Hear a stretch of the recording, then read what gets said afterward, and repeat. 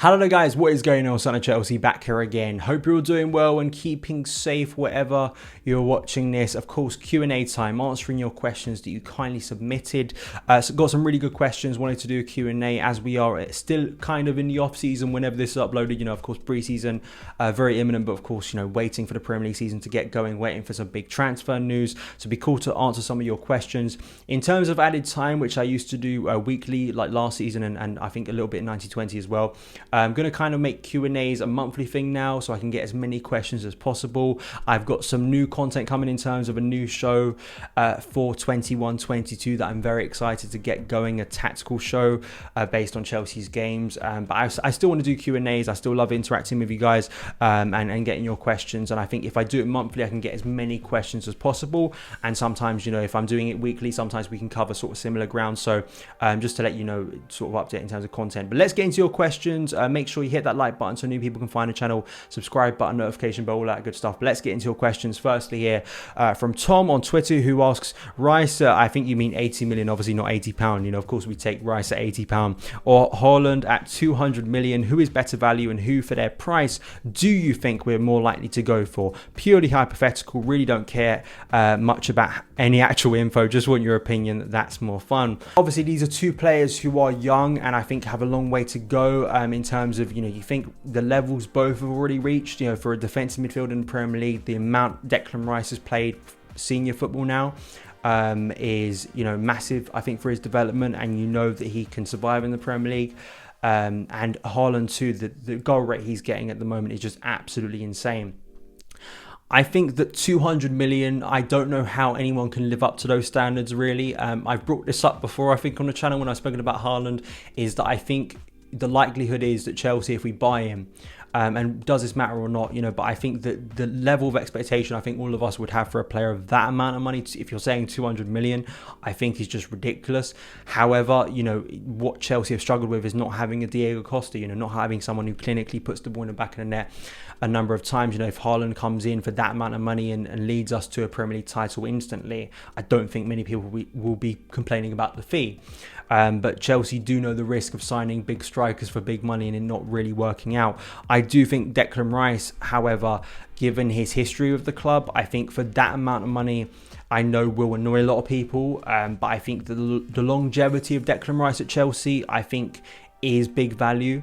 I think that it's a bit like the Kai Havertz move. We know that can be a real long-term signing for Chelsea. And I think if you're paying that amount of money, you're kind of paying that money for a number of years, you know what I'm saying? And I think that that's the thing that I think Declan Rice could bring. And I just think with Haaland that, as I brought up before, if you're signing him for 200 million, how long would he be here for? I think with both players, just this is gut instinct for me. I think that Rice would be here longer than Haaland would be. Secondly here, Dean Mears, who's a great friend of the channel. He's got his own podcast, Went to Mo King's Meadow, which is all about the women's team currently. So please go and support his content. And as well, he was the author. I had him on the channel. Please go and watch this. I had him on the channel, I believe, in this time last year, kind of, about Maurizio Sarri. He wrote a book about Maurizio Sarri's time at Chelsea, that infamous year.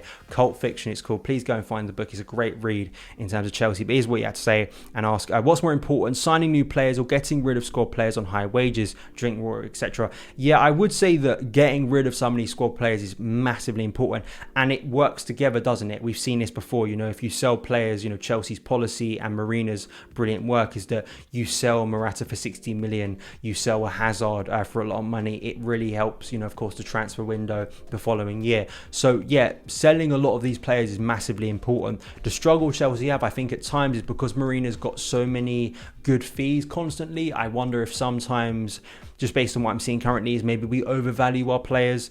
You're seeing a struggle to even potentially sell Michy Batshuayi, reports recently, to Leeds.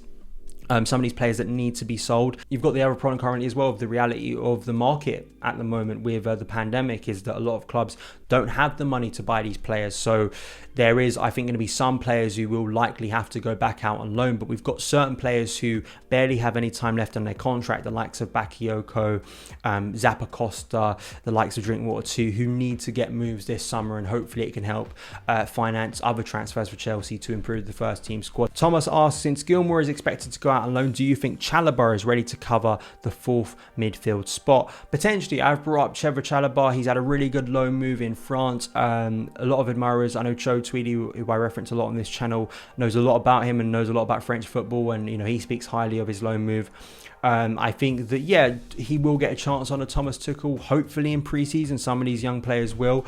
He's a profile of a player that we don't have, and it'd be great to see us, promote maybe an Ampadu, promote a Chalobah, and save ourselves, 80 million for Declan Rice or 40 million for Tchouaméni. That would be brilliant, and I would like that. People, of course, I think that, those players like Rice and Tchouaméni are really good midfielders, and I think would be brilliant additions to our squad.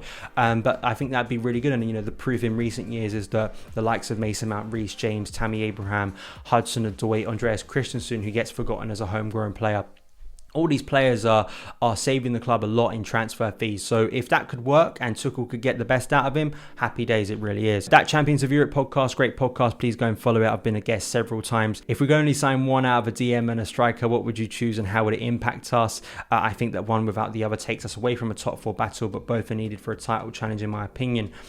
It depends on, I do have a feeling that Haaland, for instance, if that ridiculous transfer was to happen and he came to Chelsea and had the impact you'd probably expect him to have, then maybe he could lead us to a Premier League title. Maybe.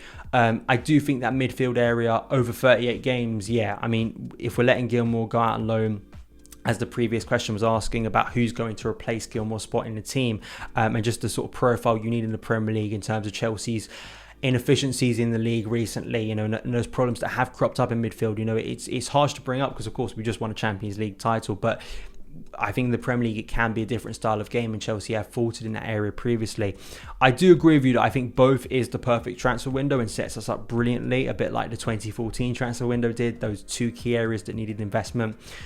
But I think that I'd still probably go for a striker, actually. I'm just sick and tired of us missing bundles of chances and quality chances, and I want to see someone who can just, be that ruthless finisher that we haven't had. So I'd probably go for a striker, and I do agree with you. I think if we bring in a striker, but then, you could argue the same, as you said, if you bring in a DM but we still have that finishing problem, it's not going to probably get us all the way, but we may be proven wrong. Absolutely. So I'm going to go with a striker on this one personally. Dan McCarthy, funny question here: is Mackie Sport a good source?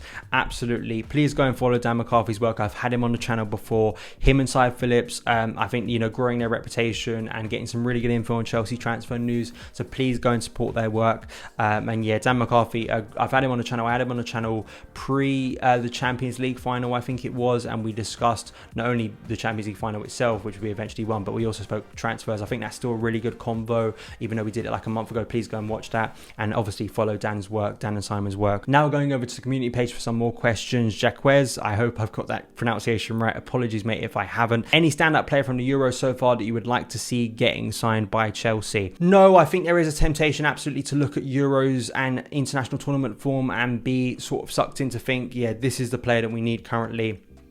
I don't want that. I think that Chelsea should be signing players that they've scattered for a while on club form, because club and international football are very different at times, and it's just, the environment that the majority of time that gets played in the season is at the club, and I think Chelsea would be smart to prioritise the signings they want, that they've been looking at pre the international tournament.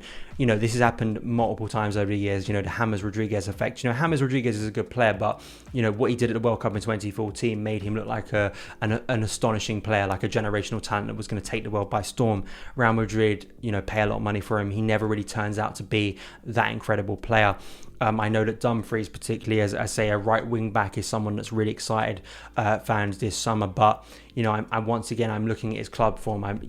Is he going to fit into Chelsea over a number of years? I think that we can be influenced too much. I'm very much taking the Euros in what it is, a sort of, think about it in sort of a standalone film. I'm taking it as that, its own narrative, what's going on. It doesn't mean that the confidence and the technique of those players and the qualities of those players don't matter at all. And this tournament currently can't help propel any players, but I think it can be a mistake that clubs fall into to sign players just based on what they're doing at a tournament, rather than just looking at what they do for their club. Ralph asked, my question is different because I'm kind of tired of the Haaland talk with no updates. Same here, mate. Wanted to ask you about your thoughts on Lewis Bate and Livramento academy players who've been training with the first team for over 6 months. How do you think they fit in? I think Bate could be special if developed correctly by a coach like Tuchel. Absolutely, it's interesting to speak about the academy players and sort of the next generation of academy players, how they're going to fare getting into the first team, because I think we can't deny that the circumstances that surrounded the likes of Tammy, Mason, Reece getting their opportunities in the first team were perfect. It was a sliding doors effect where if any of those variables change, Frank Lampard and Jody Morris and Joe Edwards didn't come in as sort of the main coaching staff, if we didn't have a transfer ban, you think about it, the likes of Mason, Tammy and Reece could have potentially still been out on loan and their pass may have been blocked. That's not, I don't think I'm being silly here, despite all three being really good talents and both Mason and Reece looking like, guaranteed first team players at the moment. So I think it's going to be really interesting to see how the club goes about now the next generation of academy talent. Can there still be that pathway set up by Frank that I think needs to be there, because the quality is absolutely there. But we are seeing at the moment with Livramento, even though we haven't signed Hakimi, the interest for Adama Traore is still there. Livramento is getting serious interest apparently from a number of Premier League clubs, and it's not surprising if he chooses the Lamptey option, basically, of taking control of his career, going somewhere else and thriving. That's going to be the issue Chelsea always have. And as a club of Chelsea standing as an elite club who wants to win big titles, there's always going to be that clamour and need to sign big players. And at times that is going to limit the opportunities of young players, unfortunately, when it may not always be necessary. So I think for both of these players, if they were to stay, I think Livramento, it'd be really exciting to see him sort of be behind sort of an understudy for Reece James this year. If he could get some minutes, say, in the League Cup and FA Cup game, seeing how he develops. He's been training with the first team. He was in the squad for the Man City win away in April. And Lewis Bate as a midfielder, and we've got so many good young midfielders. It's very hard, I think, to be in that position as a young Chelsea player at the moment. Conor Gallagher, Mason Mount, who of course has established himself in the first team. Kai Havertz, who can play in that role.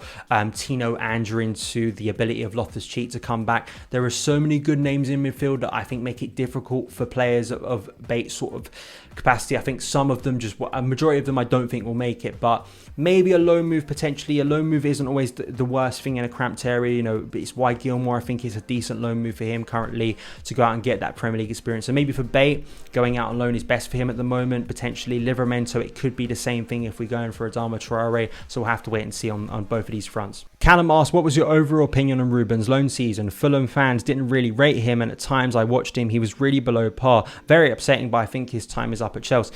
All the reports at the moment is that Ruben is going to get a chance under Thomas Tuchel, and this absolutely is his last chance to be a first team player. I think this is it now for Ruben. If he can establish himself in the first team, incredible, make me very happy, because I'm a big fan of Ruben Loftus-Cheek and have been for years and years and years.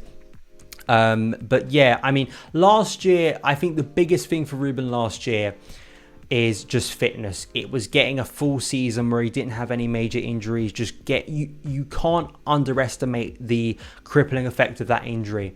Callum Hudson-Odoi still speaks about that Achilles injury, basically the same one that Ruben had, and now it still has impacted Callum's game. Even though Callum came back pretty quickly, if you remember, in the summer of 2019, he was back earlier than expected. I think it's still probably having that impact on him mentally more than physically. Ruben, it was even longer. It took him so long to get him back on the pitch. Lockdown last year massively halted his return as well. So just getting a full season where he could get back to playing consistent minutes at an elite Premier League level, I think is brilliant for him. Where does he fit in for Thomas Tuchel is my big question in the current system. For me, in the current system, it's not really as a 6. Unless Tuchel, if he was to stick with a 3-back system, the only way I can see Ruben fitting him in currently is to do what he did against Fulham, funny enough, where he played a lone DM in basically Billy Gilmore as that 6, and then he basically had Mason and Ziyech, I think it was, kind of as 2 number 8s. It was a much more offensive setup for Chelsea that night.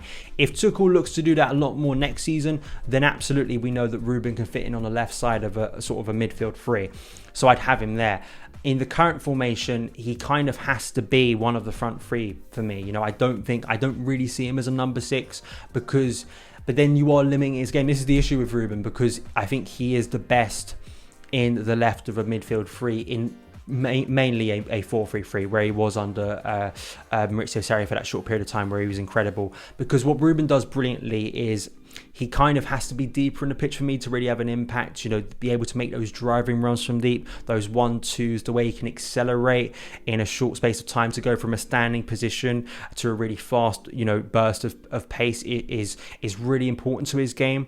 And I think he does that much more impactfully from a deeper position, where I think, defenses find it really difficult to track his runs. I think if he's further up the pitch, as we saw a little bit under Frank Lampard, he can't really have the same impact. He just doesn't. I think he needs to be with the player rather than in front of it. I think he needs to be building up from deep. I think that's where Ruben can really thrive. And unfortunately, I think in the current system, if he plays as an 8, or if he plays as one of those 10s, I don't think he can have the same devastating impact he did unless Tuchel forces him a little bit deeper like Mason does. Because Mason kind of plays a lot of the time actually as more of an 8 actually in Tuchel's system than always a number 10. He doesn't really play as a winger at times. He is one of those front three that does drop back at times. And that's what Ruben would have to do to kind of get anywhere near his best. But we'll have to see how Tuchel evaluates him. I still say the odds are against him, not only because of his fitness problems, not only because of the system, but the players Chelsea have. Mason Mount establishing himself as a guaranteed first team player, Kai Havertz, Timo Werner. I know everyone thinks of him as a forward, but in the current system, I'm just looking at space and, where is Ruben going to fit in the current formation that Tuchel has, which is the best we can go off. I think he's going to find it a real struggle next season. And Harris, for the final question here, can you give your thoughts on our new preseason tournament and how much this can impact Tuchel's decisions for next season? I think a lot, and I'm really excited to finally have a kind of pre-season because last year we just didn't, and I think it impacted every single coach. I think it really impacted our preparation. We had so many signings coming in, no chance to bed them in pre-season fixtures where a coach can experiment with things, get them integrated into the culture. It basically was the likes of Kai, the likes of less so Chilwell because he knew the Premier League, but all of those signings kind of had to find their feet during intense Premier League competition when the team was under pressure to perform. And I think what's going to really help Tuchel is maybe varying things up, if he can try patterns of play. Dan McCarthy has brought this up in our conversations. I think fans demean preseason, as in, because the results really don't matter, which is true, but they do matter a lot to players' fitness. They do matter a lot to preparation, because once a season gets going at a club like Chelsea, where we have so many games in a short period of time, there isn't tons of time for a coach to really set in his sort of principles and really vary things up, unless, you have a week's preparation time. A lot of the time it is just recovery, and getting ready for the next game. We had no time last season, not only as, Tuchel as a coach and what he had to deal with throughout the season, but as well, as fans, dealing with it, how intense and exhausting it was at times. So what excites me about pre-season, a number of games, a training camp, is that Tuchel, hopefully, with a lot of the players being able to come back a little bit earlier from the Euros, now a lot of them have been eliminated, I think that it's going to help Tuchel try things out potentially. And as well, if we get some new signings in, we can bed them in during that pre-season, get them ready. The best thing about 2014, I think our best transfer window in years, with Diego and Cesc Fabregas, and I think Felipe Luis as well was the other signing. In particular, Cesc Fabregas and Diego Costa. Jose got them into the team very quickly, integrated them, knew what the system was, and by the time we got going against Burnley, that team was raring to go. They'd already sort of found that connection, so it was a lot easier, I think, for the team to click from the off when they needed to go in for a serious title challenge. Chelsea need to get going very quickly this season, in my opinion. So hopefully Tuchel will have enough time within this pre-season, even though it is a short one because of an international tournament, to get the players prepared for what is going to be a big season once again. But that is it for this Q&A. Thank you guys so much for taking the time to watch it. If you did enjoy it, hit that subscribe button and a notification bell so you don't miss any of the uploads on the channel. Follow me on Twitter at SonOfChelsea. Have a great day, and I'll see you again.